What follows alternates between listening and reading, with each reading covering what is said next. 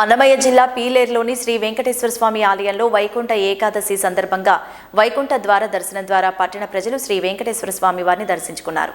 గుడికి ప్రత్యేకమైన అలంకరణలు మరియు స్వామివారికి ప్రత్యేక పూజలు చేశారు. గుడికి వచ్చిన భక్తులందరికీ గుడి నిర్వహణ అధికారులు ప్రసాదాలు వితరణ చేశారు. స్వామివారికి మంగళ వాయిద్యాలతో పూజలు చేశారు.